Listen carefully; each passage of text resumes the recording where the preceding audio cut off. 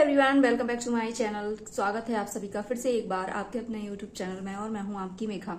अगर किसी ने वीडियो को लाइक नहीं करा है तो वीडियो को लाइक, कमेंट एंड अभी तक सब्सक्राइब नहीं किया है चैनल को तो सब्सक्राइब भी कर लीजिए प्लीज, क्योंकि आप सभी वीडियो तो देखते हैं बट मुझे लगता है सब्सक्राइब करना भूल जाते हो।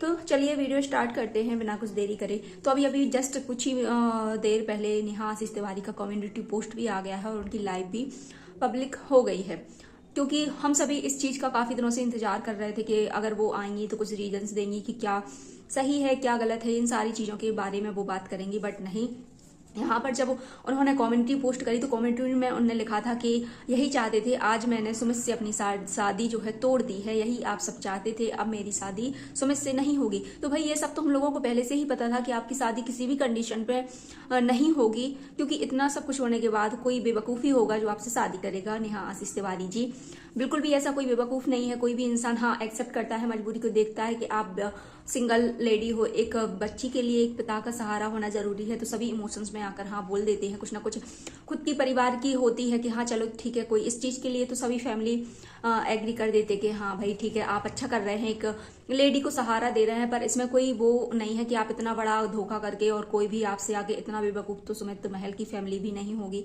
मुझे ऐसा लगता है कि ऐसा कोई भी बंदा नहीं होगा जो इतना सब कुछ होने के बाद, आपकी एंगेजमेंट होने के बाद आप कि ये सारी चीजें सभी के सामने आ रही हैं, तो ऐसा मुझे नहीं लगता कि कोई होगा कि आपसे शादी करेगा।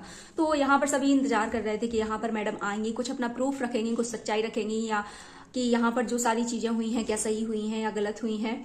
जो भी सचिन ने उनके साथ करा है उसमें कितनी सच्चाई है, ये कितनी सच है, अपने हिसाब से सभी अपना अपना पक्ष लेकर यहाँ पर आते हैं। अगर आप पे कोई इंसान इतना बड़ा ब्लेम लगाता है तो आप यहाँ पर आते, क्लियर करते। आज से 10 दिन हो गए हैं कंप्लीट इन सारी चीजों को, इस सारी कंट्रोवर्सी को होते हुए। सचिन ने अपनी माफी मांगी है और एक्सेप्ट किया है जो उससे गलती हुई है, बट आप यहाँ पर आए, लोग इस चीज का इंतजार कर रहे थे कि यहाँ पर आप आएंगे, अपनी सफाई देंगी और कुछ अपनी सफाई में कहेंगी। यहाँ पे कोई रोने धोने वाली बात ही नहीं थी। आप जितना यहाँ पर रो रो के दिखा रही हैं पब्लिक को, तो रोना तो मनीषा को चाहिए, क्योंकि जो भी हुआ उसके साथ 1-1.5 साल से हो रहा है, बट वो अभी तक कभी भी यहाँ पर जो प्लेटफॉर्म है यहाँ पर कभी भी वो रोते हुए नहीं आए हैं। आप यहाँ पर रोते हुए आई हैं और सिर्फ ये बताने के लिए कि मैंने तोड़ दी है शादी, चीख चीख के आप सिर्फ एक चीज का जिक्र करने के लिए यहाँ आई हैं कि मैंने सुमित से शादी तोड़ दी है, सिर्फ ये बताने के लिए।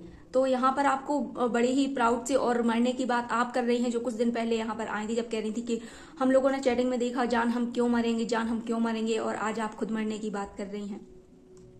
तो ऐसा तो नहीं है। ऑडियंस इंतजार कर रही थी कि आप अपना कुछ पक्ष रखेंगी, कुछ प्रूफ्स रखेंगी, कुछ बातें क्लियर करेंगी। जिस चीज का इंतजार था, भाई शादी तो टूटनी ही थी, वैसे भी टूटती है तो हम सभी जानते हैं, क्योंकि कोई भी बंदा शादी नहीं करेगा। इतना सब कुछ होने के बावजूद भी आपने उनका विश्वास तोड़ा है। एक सीधी सादी फैमिली आपके कंट्रोवर्सी में फंसी हुई है बेवजह, आपने सारी चीजें उनको मतलब धोखा ही दिया है, धोखे के अलावा कुछ भी नहीं करा है।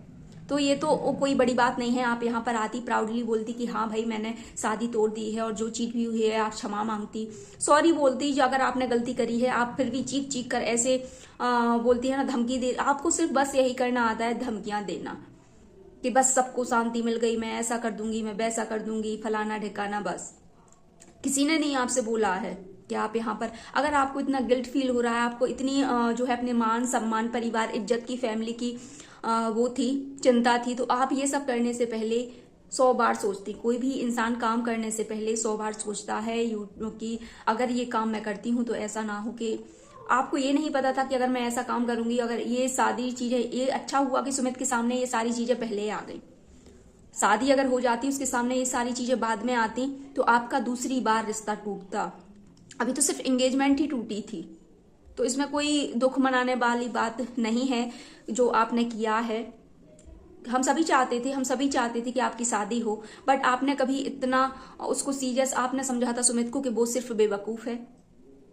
तो हर चीज पैसों से, फेम से और इज्जत से नहीं होती है, जैसा कि मैं जानती हूँ कि आप चुटकियों में ऐसे ही किसी की भी इज्जत, आपको नहीं पता था कि उसके साथ साथ, आपकी फैमिली के साथ साथ उसकी भी फैमिली जुड़ने वाली है। और आप जो ये कांड कर रही थी, आपको नहीं पता था ये सारी चीजें करने से पहले कि अगर फ्यूचर में मे बी कभी किसी से कोई मेरी शादी होती है तो उनकी फैमिली पर, अगर उनको इस रिश्ते के बारे में पता चल जाएगा तो क्या इफेक्ट पड़ेगा मेरी और मेरी बच्ची पर या मेरी फैमिली पर। तो ये सारी चीजें आपको जब सोचनी थी, जब आपने ये सारी चीजें करी हुई थी।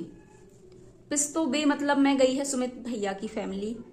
मुझे सच में बहुत ज्यादा दुख है कि मतलब क्या ही बोलूं, मेरे पास शब्द नहीं है उनके लिए कि वो किस स्थिति में होंगी, उनकी फैमिली किस कंडीशन में होगी। हम लोग देख कर भी हम लोगों के रोंगटे खड़े हो जा रहे हैं यहाँ पर, लेकिन उन पर क्या बीत रही है, उनकी फैमिली पर क्या बीत रही है, समझ में ही नहीं आ रहा है। ये तो अपनी गलती करके चलो रो लिया दूना, और फिर भी यहाँ पर आकर धमकी दे रही हैं, तूने बेटी समझा था बेटी। अरे भाई समझा था बेटी, समझा तो सुमित ने भी था, अपनाया उसने भी था, बेटी के लिए, एक माँ के लिए अपनाया था।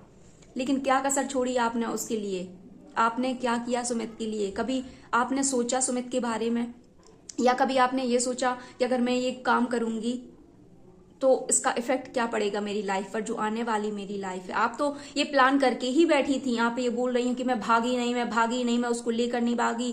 तब इतने से ज्यादा मतलब आप अपनी जिंदगी पर इतना रो रही हैं। लेकिन मनीषा तो एक भी बार नहीं आई। उसकी तो शादी मतलब 1.5 साल, 2-3 साल का रिश्ता था, वो टूटने की कगार पर था मैडम।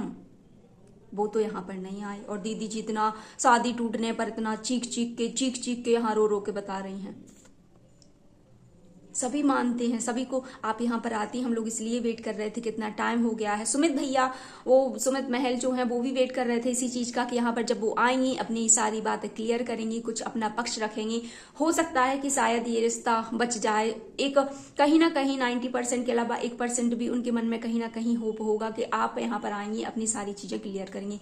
ना कि वो इस इंतजार में बैठे थे, सभी से बोलते फिर रहे थे कि जब वो अपना पक्ष लेकर आएंगी। ये पक्ष लेकर आपको आना था, ये बात आपको रखनी थी कि मैंने सुमित से शादी तोड़ दी। मैंने सुमित से शादी के पहले जब एंगेजमेंट हुई थी तब तो बहुत आप सुमित जी कर रही थी। अब सुमित से शादी तोड़ दी। ये आपका एटीट्यूड ही था जो जिसने आपकी पूरी लाइफ बर्बाद की, है ना। और आप ये बड़े उससे बोल रही हैं कि सारे लोग आ गए हैं, इतने सालों से अभी तक कोई नहीं आया है। अब जब मैंने ऐसा कर दिया है, ये मैंने काम जो करा है, सारे लोग उठ कर पता नहीं कहाँ से कमियां निकाल कर यहाँ आ रहे हैं। तो लोग पहले आपकी इज्जत करते थे, आपको यहाँ पर बिठा के रखा था ऑडियंस ने और सारे क्रिएटर्स ने, सभी ने आपको एक महान देवी का टैग यहाँ पर दे रखा था। इसलिए कोई आपकी इज्जत उछालने यहाँ पर नहीं आया कि भाई जो हुआ बैक कैमरे में ही रहने दो, यहीं तक सारी चीजें। और आप बहुत उससे बोल रही हैं कि मुझे फांसी पर चढ़ा दो। अरे अभी आप कुछ दिन पहले बोल रही थी भाई मैं क्यों मरूं, अगर कोई भी कंडीशन आती है तो आप उसका डटकर सामना कीजिए। अगर आपको इंसान ने, लोगों ने यहाँ पर बिठा के रखा था तो भाई उसकी इंसल्ट, उसकी गालियां भी आपको ही सुननी पड़ेंगी, क्योंकि लोगों ने आपको पैसा दिलाया है, यहाँ पर इतनी ज्यादा फेम दिलाई हुई है, सभी ने इतना प्यार किया आपको, आपने लेकिन क्या दिया? प्यार के बदले ऑडियंस को धोखा। मनीषा, सारी क्रिएटर्स, सभी के लिए धोखा। एक भाई बहन की आड़ में आपने सभी को सिर्फ दिया है तो सिर्फ और सिर्फ धोखा। कोई भी आपसे मुंह नहीं बोलता था, किसी हर आदमी को सकता, लेकिन कोई नहीं बोलता था आपसे। क्यों? क्योंकि आपने एक पवित्र रिश्ते की आड़ में ये सारी चीजें करी, इसीलिए आप सबकी नजरों से उतर गई हैं। अगर आप अपनी, होता है ना, अपनी इज्जत अपने हाथ में होती है, ये आपकी हाथ है। जब तक आप ऐसी मुट्ठी बांधे रहे आपके हाथ में रही, जैसे ही आपने खत्म, ये है आपकी इज्जत आपके ही हाथों में थी दीदी जी, किसी और के हाथों में नहीं थी। जब 3 महीने पहले सभी लोगों ने आपको समझाया था, ऑफ कैमरा सारी चीजें हुई थी, किसी ने भी आपकी इज्जत नहीं उछाली, लेकिन आपने चीख कर सबको बेवकूफ बना कर सबकी धज्जियां उड़ाते हुए आप इस तरह से प्यार की उसमें अंधे हो गए थे कि आपको कुछ भी दिखाई नहीं दे रहा था। और आज आप सबसे पीछा छुटाना चाहती हैं, तभी छुटा लेती तो आज आपकी जो वैल्यू थी वहीं रहती। नहीं गिरती आप किसी की नजर में, भले ही क्रिएटर्स की नजर में गिर जाती, ठीक है कोई नहीं, बट पब्लिक ने जो आपको इतना मान सम्मान प्यार दिया, और जो सबको आशीर्वाद देने वाली, सबका ख्याल रखने वाली, सबका सुहाग अमर रखने वाली, और किसी और की ही सुहाग पर नजर देने वाली, तो ये कहीं का वो नहीं हुआ कि आप यहाँ पर रो के आए। और ऑडियंस इतनी भी, मुझे लगता है कि कोई इतनी भी बेवकूफ नहीं है कि वो यहाँ पर आकर आपकी सारी चीजें, आप सभी से, ठीक है गलती होती है, दुनिया से होती है, ऐसा नो डाउट, सबसे होती है गलती। आप यहाँ पर आती, प्यार से अगर अपना पक्ष रखती, पेशेंस से सभी को हर चीज बताती, तो फिर भी लोग यहाँ पर आपको समझते, है ना। फिर भी आपको यहाँ पर लोग समझते कि ठीक है दीदी, गलती सबसे हो जाती है, लेकिन आपने क्या, आप यहाँ पर रो रही हैं। धमकियों से कोई भी नहीं डरता। ये लोग जितने भी हैं पहले डर गए थे धमकियों से, बट जब से आपका ये सच चेहरा सभी की ऑडियंस के सामने आया है ना, क्योंकि काफी लोग क्रिएटर्स ने ये बताया था कि ये ऑडियंस ही थी जो हम लोगों ने इतना महान बना के रख दिया था आपके लिए, कि अगर कोई भी इंसान आपके बारे में एक उंगली उठाता ना तो चांटे मारने के लिए रेडी हो जाए। मतलब गालियों की भरमार हो जाती थी उसके कमेंट सेक्शन में। इससे लोग डरते थे, बद्दुआ से लोग डरते थे, इसलिए लोग आपका सपोर्ट करते थे। बट आपने किसी का भी ख्याल नहीं रखा। जैसी करनी वैसी भरनी, आप जैसा करेंगे वैसा ही तो भरेंगे। और मैं तो बस यही कहूंगी कि भगवान सच में सच का साथ देते हैं, और मुझे ऐसा लगता है कि भगवान ने शायद, भले ही सरिता दीदी या सारे क्रिएटर्स के साथ उस टाइम पर गलत हुआ हो, पर भगवान जी की यही इच्छा थी कि ये जो झूठ का पहाड़ है किसी के सर पर ना फूटे। ये जो झूठ की चीजें ये जो इन लोगों ने बनाई हैं, इनके ही सर, इनके ही द्वारा इन पर ही आकर फूट गई। इसमें किसी का भी, आप देख लीजिए, किसी का भी कोई दोष नहीं है, कोई झूठ नहीं है, कोई फरेब नहीं है। क्योंकि अगर उस टाइम पर सरिता दीदी या भी और भी कोई नीतू दीदी हो, कोई भी यहाँ पर क्रिएटर्स आके अगर इस बात को रखता, तो ऑडियंस, समाज, कोई भी इस बात से नकार देता, कोई भी उस चीज पर बिलीव नहीं करता। भले ही उस टाइम पर बेइज्जती मिली, बट इतनी बेइज्जती नहीं मिलती जो इस टाइम पर इनको झेलनी पड़ रही है, क्योंकि अपनी इज्जत इन्होंने खुद खोई है। तो आप सभी भी भगवान से प्रे करिए कि भगवान ने ये सोचिए कि जो हुआ ठीक है, हो गया, लेकिन भगवान ने आपको सही सलामत रखा है कि आप इतने बड़े सर पर वो लेके छूट गए हैं, जिसकी उसी के सर पर फूट गई है। वो एक कहावत है ना कि जिस जैसा करना वैसा भरना, तो जिसने जो किया उसी के द्वारा उसी के सर पर फूटा है पाप का घड़ा। किससे फूटा है? सचिन ने और इनके द्वारा, जगत दीदी के द्वारा ही उन्हीं के सर पर फूटा है। ना ही ये उसको पोक करती, ना ही वो लाइव दिखाता, लाइव चैटिंग करता, और ना ही ये एंगेजमेंट वाले मतलब जहां पर हो रही थी वहां से ये भगाती, और ना ही इतना वो डिप्रेस्ड फील होता, ना ही इतना वो दुखी होता। क्यों? जब उसको लगा कि मेरे साथ धोखा हो रहा है, और जब इन्होंने पोक करती गई, इनको ये लगा हम हैं तो कोई भी नहीं, तब जाकर उसने ये आगे कदम उठाया। और वो इतना मजबूर हो गया कि उसको सबके सामने दूध का दूध और पानी का पानी करना ही पड़ा। हालांकि वो अभी भी पछता रहा है, सभी पछता रहे होंगे, इनके भाई भी पछता रहे होंगे कि शायद मैं उस दिन रुक जाता वो लाइव ऑन ना करके। दूसरी गलती किसने करी? सबसे पहली गलती इसी ने करी, इनके भाई ने, शुभा अभय तिवारी ने ही करी। ना ही वो लाइव चैटिंग दिखाते, ना ही उसको वो है ना जख्म पर और नमक छिड़कना वो होता, ना ही वो सारी क्लियर चीजें यहाँ पर रखता। फिर भी आधी बातें भगवान की ही, वो समझिए कि आधी बातें हम लोगों ने सुनी नहीं। क्यों? क्योंकि उसका सचिन भैया का वो जो है, सॉरी भैया तो अब भाई राम नाम, सचिन का म्यूट हो गया था, तो आधी तो हम लोगों ने चैटिंग तो हम लोगों को दिखाई दी, लेकिन जो उसने अपने मुंह से जो हम फील कर रहे थे, उसकी बात करने का तरीका, उसका हर चीज, वो हम लोग बात की 20-25 का ही हम लोग मिनट का थोड़ा सा देखा, थोड़ा बीच में, उसके बाद का म्यूट हो गया था। तो हम लोगों के कानों में भी सुनाई नहीं दिया कि उसने क्या बोला क्या नहीं बोला, पता नहीं उसने क्या क्या राज इनके खोले होंगे। तो ये भी शुक्र मनाइए दीदी जी। तो बस रोने धोने से यहाँ पर कोई भी काम नहीं चलेगा। आप बड़ी हैं, समझदार हैं, मुझसे उम्र में काफ़ी ज़्यादा बड़ी ही हैं, और पेशेंस से काम लीजिए, ठंडे दिमाग से सोचिए। जो हुआ हो गया। अगर आप ये सारी चीज़ें तभी रख देती तो शायद अच्छे से रखती, अच्छे तरीके से रखती, तो फिर भी लोग समझते। लेकिन आप यहाँ पर रो के और चीख के ये सारी चीजें रखेंगे, तो मुझे नहीं लगता कि किसी को अब आपके आंसुओं से किसी को भी कोई फर्क पड़ेगा। क्योंकि मनीषा को ऑलरेडी इतनी ठेस पहुंची है, लेकिन उस बंदी ने कभी भी यहाँ पर आकर रोना धोना, कभी भी उसने 2 शब्द ऐसे नहीं बोले।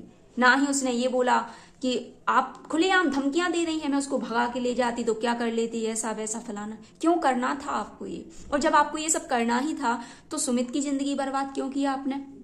ये भी उसको बता के जाना सुमित को कि जब आप उसको इतना उस मूड में ही थी कि भगाना है, शादी करना है, तो आप सीधा मना कर देती, सुमित से नहीं करती शादी तो कुछ होता ही नहीं।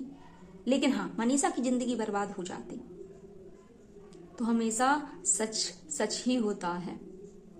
आपको ये काम करने से पहले 100 बार सोचना चाहिए था, क्योंकि आपकी वजह से 3-3, 4-4 फैमिलियां बर्बाद हुई हैं यहाँ पर। पता है आपको, सुमित भैया की, सचिन की ऑलरेडी, और आपकी, और बाकी ऑडियंस जो भी आपकी फैमिली है उन सभी को मिला जुला कर 4-4, 5-5 फैमिलियां इन सभी में तबाह हो गई हैं, जिनकी इज्जत की धज्जियां उड़ गई हैं, जो उनके माँ बाप ने सालों से कमाई थी ना, और सभी लोग आकर आपकी जो चिट्ठे खोल रहे हैं। तक रहने देते हैं, काफ़ी ज़्यादा बड़ा हो गया है, बात करने को तो बहुत कुछ है, लेकिन ठीक है, आज जो भी हुआ उसके बारे में आप सभी को पता चली गया है। तो चलिए फिर मिलेंगे एक नए और वीडियो के साथ, तब तक आप लोग ध्यान रखिए, और बस यही कहेंगे कि दीदी जी संभालिए अपने आप को और जीने दो, जैसा जो आप नारा लगा रहे हैं तो आप खुद भी जिएं और दूसरों को भी जीने दें।